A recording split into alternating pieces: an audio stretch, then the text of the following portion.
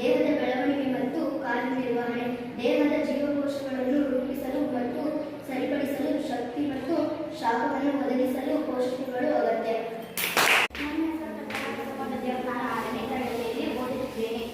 ರೋಗ ನಿರೋಧಕ ಶಕ್ತಿ, ಗರ್ಭಿಣಿಯರು, ಬಾಣಂತಿಯರು ಮತ್ತು ಮಕ್ಕಳು ರೋಗ ನಿರೋಧಕ ಶಕ್ತಿಯನ್ನು ಹೆಚ್ಚಿಸಲು ವಿಶೇಷ ಪೌಷ್ಟಿಕಾಂಶಗಳನ್ನು ಪಡೆಯಲಿ. ನನ್ನ ಹೆಸರು ಪ್ರಿಯಾ. ನಾನು 7ನೇ ತರಗತಿಯಲ್ಲಿ ಓದುತ್ತಿದ್ದೇನೆ. ಅಪೌಷ್ಟಿಕತೆಯನ್ನು ತಡೆಗಟ್ಟುವುದು.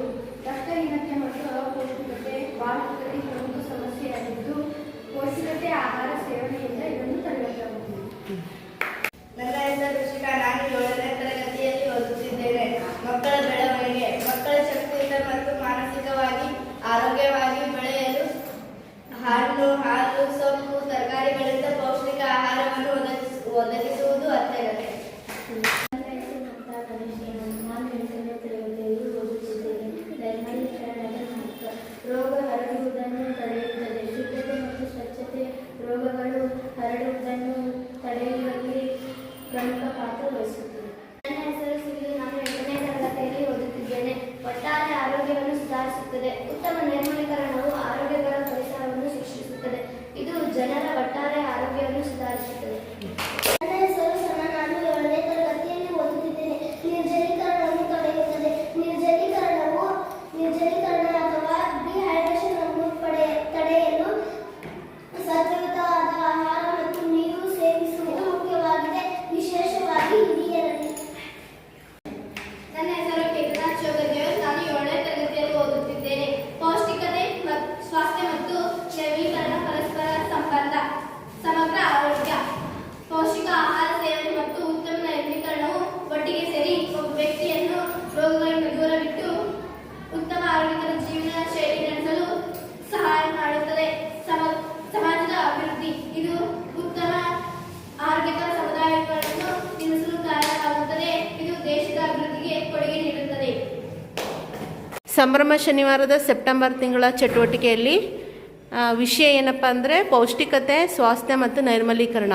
ಹೌದಾ? ಸಾಕಷ್ಟು ವಿಷಯಗಳನ್ನು ಈಗಾಗಲೇ ನಾವು ಶೇರ್ ಮಾಡಿದ್ವಿ.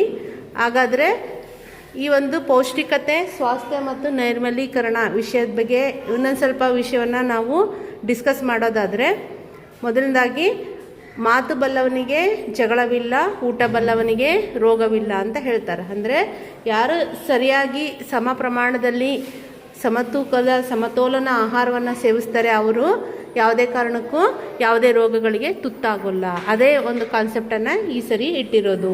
ಹಾಗಾದರೆ ಪೌಷ್ಟಿಕಾಂಶ ಅಷ್ಟೇ ಮುಖ್ಯ ಅಲ್ಲ, ಅದ್ರ ಜೊತೆಗೆ ನಾವು ಸ್ವಚ್ಛವಾಗಿರೋದು ಕೂಡ ಪ್ರಮುಖವಾಗಿ ಇರುತ್ತೆ. ಹಾಗಾದರೆ ಪೌಷ್ಟಿಕಾಂಶ ಹೆಚ್ಚಿಸೋದಕ್ಕೆ ನೀವು ಯಾವ್ಯಾವ ಕ್ರಮಗಳನ್ನು ತಗೋತೀರಿ? ಹ್ಯಾಂಡ್ ರೈಸ್ ಮಾಡಿ ಹೇಳ್ರಿ. ವಿವೇಕಾನಂದರು ಹೇಳ್ತಾರಲ್ವಾ, sound mind in a sound body ಅಂತೇಳಿ. ಅಂದರೆ ಸದೃಢವಾದ ದೇಹದಲ್ಲಿ ಸದೃಢವಾದ ಮನಸ್ಸಿರುತ್ತೆ ಅಂತ ಹೇಳಿ. ದೇಹ ಸದೃಢವಾಗಿದ್ದರೆ ಮನಸ್ಸನ್ನು ಕೂಡ ನಾವು ಸದೃಢವಾಗಿರ್ತೀವಿ, ಸದೃಢ ಸಮಾಜವನ್ನು ಕಟ್ತೀವಿ ಅಂತ. ಹಾಗಾದರೆ ಹೇಳ್ರಿ, ಪೌಷ್ಟಿಕಾಂಶಗಳನ್ನ ಹೆಚ್ಚಿಸೋದಕ್ಕೆ ಯಾವ್ಯಾವ ರೀತಿಯಾದಂತಹ ಕ್ರಮಗಳನ್ನ ನಾವು ಕೈಗೊಳ್ತೀರಿ? ಹಾಂ ಹೇಳಮ್ಮ. ಹಾಂ ಹೌದು. ಮತ್ತೆ ಹಾಂ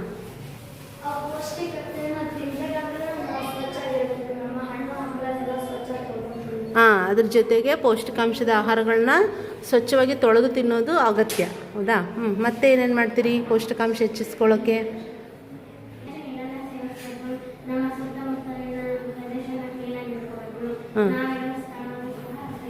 ನಾವಿರೋ ಸ್ಥಳ ಪರಿಸರವನ್ನು ಕ್ಲೀನಾಗಿ ಇಟ್ಕೋಬೇಕು. ಹೆಚ್ಚು ನೀರನ್ನು ಕೂಡ ಸೇವಿಸಬೇಕು ಆಹಾರದ ಒಂದು ಕ್ರಮದಲ್ಲಿ. ಅದು ಕೂಡ ಒಂದು ಪ್ರಮುಖವಾದ ಅಂಶ. ಯಾಕಪ್ಪ ಈಗ ನೈರ್ಮಲೀಕರಣಕ್ಕೆ ಸಂಬಂಧಪಟ್ಟಂತೆ ನೀವು ಯಾವ್ಯಾವ ಕ್ರಮಗಳನ್ನ ಅನುಸರಿಸ್ತೀರಿ?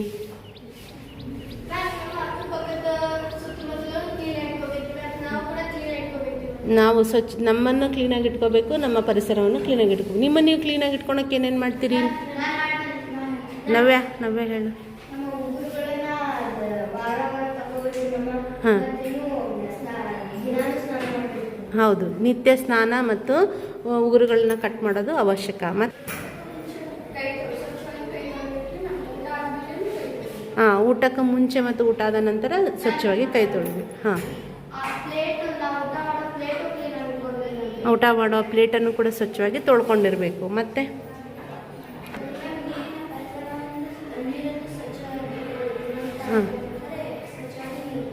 ಹಾಂ, ಅಂದರೆ ಸ್ವಚ್ಛ ಮಾಡಿ ನೀರಿನ ಪರಿಕರಗಳನ್ನು ನೀರು ತುಂಬಿಸಿಟ್ಕೋಬೇಕು. ವಾರದಲ್ಲಿ 2 ಸಾರಿನಾದರೂ ನೀರು, ಕುಡಿಯೋ ನೀರು ಮಾತ್ರ ತೆಗಿಬೇಕು. ಬಳಸೋ ನೀರನ್ನು ವಾರಕ್ಕೆ ಒಮ್ಮೆ ತೆಗೆದು ತೊಳೆದ್ರೆ ಸಾಕು. ಹಾಂ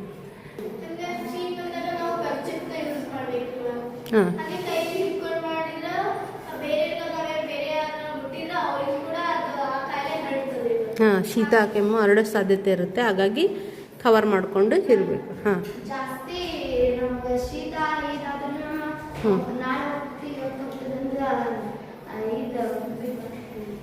ಆಸ್ಪತ್ರೆಗೆ ಬೇಗ ತೋರಿಸ್ಕೋಬೇಕು. ಏನೋ ಸಣ್ಣ ಪುಟ್ಟ ಸಮಸ್ಯೆಗಳಿದೆ, ನಾನು ನಾಳೆ ಹೋಗ್ತೀನಿ, ಸ್ವಲ್ಪ ಜ್ವರ ಇದೆ ನಾಳೆ ಹೋಗ್ತೀನಿ ಅಂತ ನೆಗ್ಲೆಕ್ಟ್ ಮಾಡಬಾರ್ದು. ಓಕೆ. ನಾವು ಹೊರಗಡೆ ಹೋಗಬಾರದು, ಬಾತ್ರೂಮನ್ನು ಯೂಸ್ ಮಾಡಬೇಕು, ಬಾತ್ರೂಮನ್ನು ಸ್ವಚ್ಛವಾಗಿ ಇಟ್ಕೊಬೇಕು. ಹಾಂ, ಬಾತ್ರೂಮನ್ನು ಸ್ವಚ್ಛವಾಗಿ ಇಟ್ಕೊಳ್ಳೋದು ಕೂಡ ಪ್ರಮುಖವಾದ ಅಂಶ. ಓಕೆ. ಊಟಕ್ಕೆ ಮುಂಚೆ ಯಾಕೆ ಆ ತರಕಾರಿಗಳನ್ನು ತೊಳಿಬೇಕು? ಸೊಪ್ಪು. ಹಾಂ, ರಾಸಾಯನಿಕ. ಹಾಂ ತರಕಾರಿ ಬೆಳೆಯೋರಿಗೆ ಎಣ್ಣೆನೂ ಹೊಡಿತಾರೆ. ಹಾಂ, ಅದಕ್ಕೆ ಅದನ್ನು ಸ್ವಚ್ಛವಾಗಿ ತೊಳೆದು ತಿನ್ನಬೇಕು ಅಥವಾ ಅಡುಗೆಗೆ ಬಳಸ್ಬೇಕು.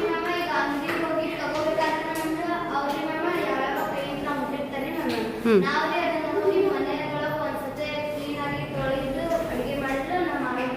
ಹಾಂ, ಓಕೆ. ಅದು ಯಾವುದಾದ್ರು ಜಾಗದಲ್ಲಿ ಇಟ್ಟಿರ್ಬೋದು ಅಥವಾ ಏನೇ ಆಗಿರ್ಬೋದು. ಹಾಗಾಗಿ ಹಾಂ, ಮುಟ್ಟಿರ್ತಾರೆ. ಹಾಗಾಗಿ ನಾವು ಒಂದು ತರಕಾರಿ ಸೊಪ್ಪುಗಳು ಹಣ್ಣುಗಳನ್ನು ಸ್ವಚ್ಛವಾಗಿ ತೊಳೆದು ಸೇವಿಸಬೇಕು. ಇದಿಷ್ಟು ಇವತ್ತಿನ ಒಂದು ಪೌಷ್ಟಿಕತೆ, ಸ್ವಾಸ್ಥ್ಯ ಮತ್ತು ನೈರ್ಮಲೀಕರಣಕ್ಕೆ ಸಂಬಂಧಿಸಿದಂತೆ ನಾವು ತರಗತಿಯಲ್ಲಿ ಒಂದು ವಿಶೇಷವಾಗಿ ಸಂವಹನ ಮತ್ತು ವಿಚಾರ ಸಂಕಿರಣವನ್ನು ಮಾಡಿ ಪಡೆದಂತಹ ವಿಷಯವಾಗಿದೆ.